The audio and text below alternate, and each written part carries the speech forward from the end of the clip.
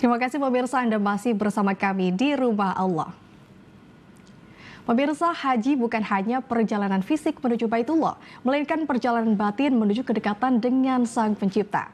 Bagi banyak jemaah, tiap langkah tawaf, tiap sujud di Masjidil Haram adalah doa tanpa suara untuk hidup lebih bermakna. Berikut wawancara eksklusif kisah spiritual perjalanan haji Wakil Menteri Pertanian Sudaryono bersama jurnalis Garuda TV Forestia Sartika. Assalamualaikum warahmatullahi wabarakatuh.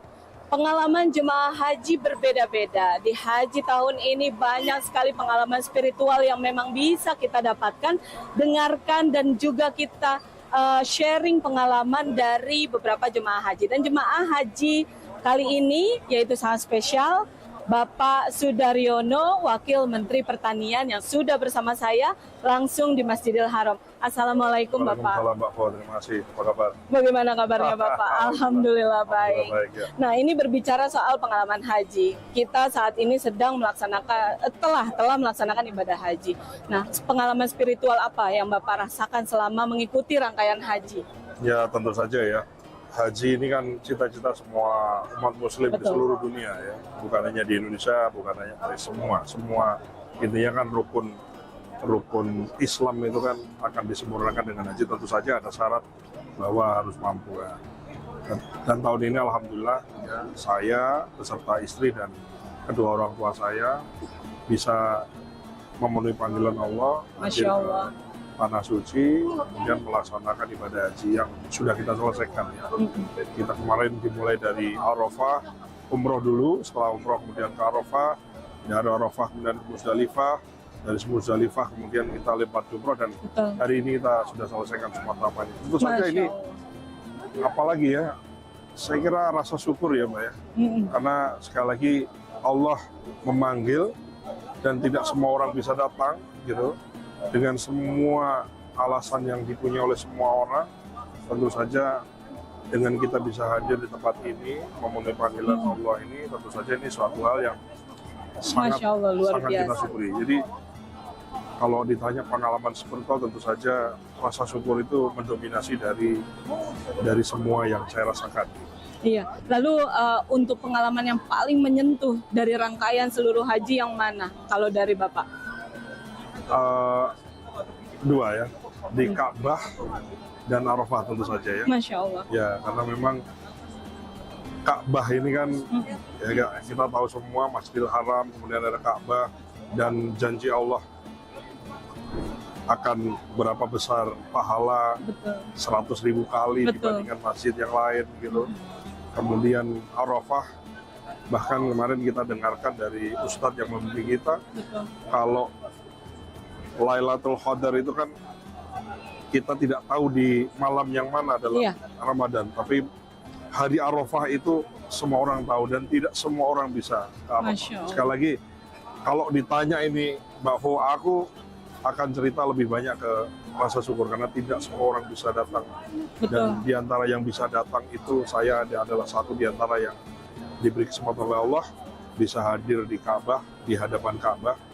Bisa juga memenuhi menjadi syarat atau rukun dari haji adalah harus wukuf di Arafah dan kita wukuf di hari Arafah itu. Itu pengalaman spiritual. Dan kemarin ada satu pengalaman ya, saya anggap ini sebuah ujian perasaan ya.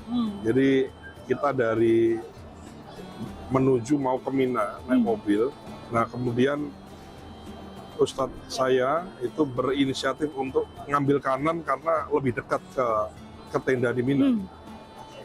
Gitu. Jadi keluar barisan, kemudian kita mencari jalan yang lebih cepat. Ternyata begitu ngambil kanan, pintunya ditutup. Sehingga muter-muter saya mungkin ada sekitar 4 jam lebih, hampir 5 jam di mobil karena ditutup-tutup ya. Dan itu saya juga ada rasa bertanya, rasa ingin tahu, tapi saya anggap itu sebuah ujian yang akhirnya ya jam 10 malam, berangkat setengah 5, nyampe jam 10 malam, jam 10 malam itu kita sampai di tenda di Mina gitu. Masya Allah. Dan itu pengalaman bagaimana kita nahan ngumpat, nahan untuk berkata-kata ya, kemudian kita anggap ini ya kan nggak salah juga. Akhirnya saya ngobrol sama ustadznya juga merasa cemas juga, jangan sampai, waduh, Pak Daryono nanti marah nggak gitu. Betul. Saya sampaikan bahwa ustadznya tadi mengambil inisiatif. Inisiatif itu selalu punya dua sisi. Kalau berhasil dipuji, kalau gagal tentu saja jadi kecewa kan. Kecewa. Setidaknya ustadz saya sudah berusaha semaksimal mungkin motong pompa supaya cepat nyampe. Tapi ternyata kan Allah mengendalain. Jadi betul-betul ini satu, ya saya anggap mungkin hal yang biasa, tapi bagi saya tuh ternyata memang banyak hal di dalam hidup kita itu, banyak hal yang tidak bisa dikendalikan. Betul. Kalau dari ini kan tempat yang paling mustajab untuk memanjatkan doa. Doa apa sih yang paling Bapak ingin capai? Saya salah satu doa, saya bikin list ya. Betul. Saya bikin list supaya kita nggak lupa ya. Salah satu doa yang saya panjatkan adalah kesehatan, panjang umur untuk presiden kita Pak Prabowo, dan juga diberi kemudahan, kelancaran dan keberhasilan untuk beliau bisa memimpin bangsa ini 5 tahun plus 5 tahun. Amin. Ini salah satu isi doa saya ya. Dan juga kepemimpinan Pak Prabowo ini dalam 5 tahun plus 5 tahun 2 periode ini insya Allah bisa membawa kesejahteraan ke sebanyak mungkin rakyat Indonesia dan juga memberi kemajuan bagi bangsa kita. Itu satu dari list doa yang saya punya. Kalau list doa saya pribadi tentu saja saya bisa sampaikan. Betul. Jadi tentu saja itu satu. Yang kedua adalah doa yang lain adalah banyak orang menitipkan doa kepada kita. Kita datang di sini kan pasti orang titip doa dong, titip doa. Ya. Jadi saya mendoakan semua orang yang titip doa, baik langsung, baik yang WA, baik yang telepon, baik yang pas mau berangkat dia titip. Ya saya mendoakan semua orang yang titip doa untuk dikabulkan hajat-hajatnya, dikabulkan doa-doanya, dan dikabulkan Allah keinginan-keinginannya gitu. Amin. Dari banyak list ya. Banyak list. Tentu saja adalah saya berdoa semua orang yang melaksanakan haji, baik orang Indonesia maupun yang tidak Indonesia, semua orang untuk diterima ibadah hajinya oleh Allah. Amin. Dan dijadikan haji yang mabrur. Itu 3 doa yang bisa saya share ke Mbak Po, yang lainnya rahasia. Itu doa yang sangat luar biasa ya untuk ini, karena untuk seluruhnya. Nah, tapi Bapak ini kan sebagai seorang pejabat publik, apa yang nilai-nilai yang nantinya akan diterapkan setelah berhaji kepada seluruh yang masyarakat, lalu untuk yang di Kementerian Pertaniannya sendiri. Nah, itu apa nilai-nilai apa saja? Ya, tentu saja kita ini kan pemimpin. Betul. Ya. Kita ini pemimpin, paling tidak saya jadi wakil menteri, wakil dari pemimpin saya Pak Menteri, di atas Pak Menteri ada Pak Presiden yang menetapkan polisi dan seterusnya. Jadi begini, dari pengalaman berhaji ini ya tentu saja itu tadi saya sampaikan, banyak hal yang tidak bisa kita kontrol. Nah, artinya apa? Kita sebagai pemimpin itu memperbanyak space dari yang bisa kita kontrol. Maksudnya begini, katakanlah kalau di pertanian sudah tahu kita ini kapan musim hujan, kapan musim kemarau. Maka kita harus memanage sedemikian rupa dari knowledge yang kita punya ini supaya kita bisa mengontrol lebih. Kita nggak hanya, mohon maaf, berharap semoga besok hujan, karena nggak boleh.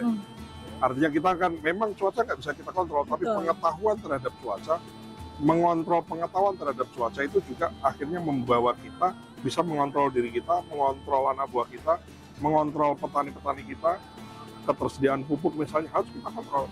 Ya kan, kemudian kecukupan air irigasi harus kita kontrol. Jadi faktor-faktor apa saja yang bisa kita kontrol sebisa mungkin harus kita kontrol. Karena banyak hal aspek yang tidak bisa kita kontrol. Apakah nanti datang hama misalnya begitu ya? Apakah tiba-tiba nanti ada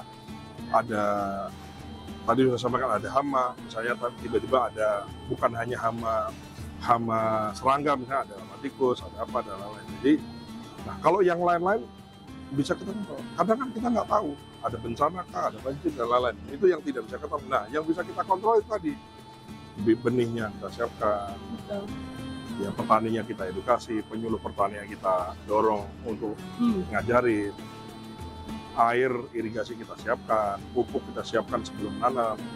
Itu kan hal-hal yang bisa kita kontrol. Kita betul-betul pastikan itu terjadi sesuai dengan apa yang kita mau, dengan kita mengendalikan knowledge kita, pengetahuan kita terhadap cuaca. Setelah itu apa? Setelah itu tawakal udah. Ya kan kita nanam padi, dipupuk di ini.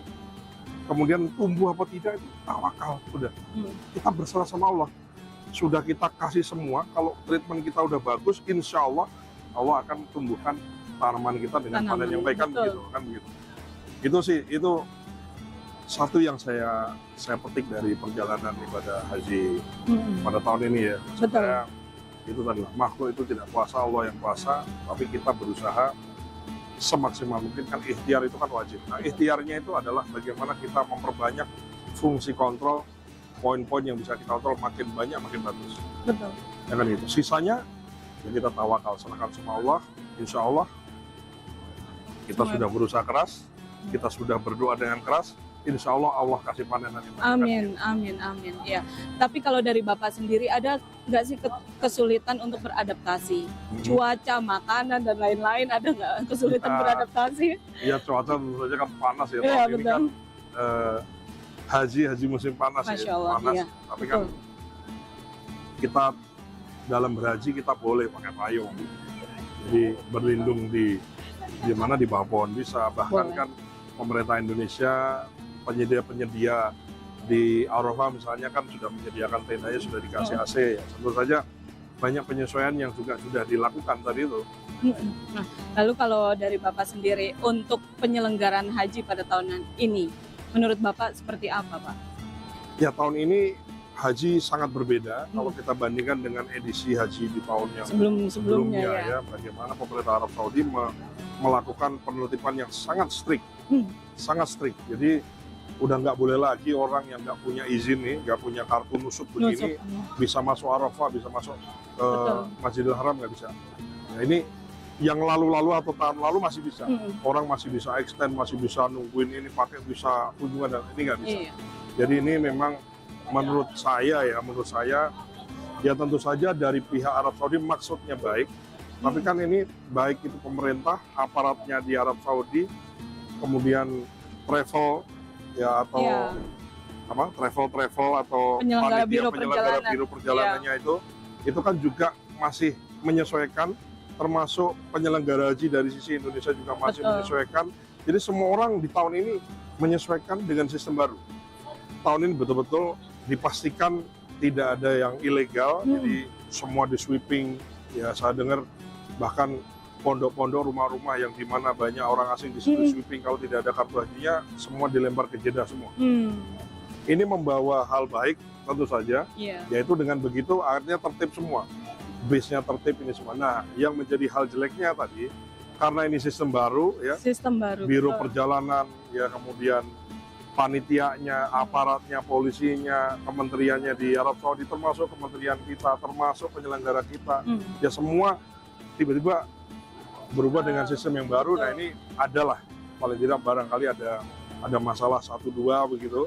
Ya tentu saja ini akan menjadi poin yang menjadi bagian dari evaluasi yang harus kita lakukan di tahun depan, harus lebih baik, karena ini saya kira nggak hanya Indonesia ya, banyak negara juga. Banyak negara mungkin merasa ini yang baru ya, peraturan baru, jadi kaget, banyak yang kaget. Kaget, nggak biasa, baik yang menyelenggarakan maupun yang diselenggarakan itu semua masih baru semua. Betul, ya. Baik. Nah, ini terakhir, harapan Bapak apa untuk jemaah haji yang memang tadi tahun ini Bapak sudah menyampaikan juga, tapi sampaikan kembali jemaah haji tahun ini untuk seluruhnya dan juga jemaah haji yang akan berangkat di tahun-tahun berikutnya, harapannya dan pesan Bapak. Saya melihat keberangkatan haji ini kan mirip-mirip kayak orang nanam, kayak musim tanam di tempat kita.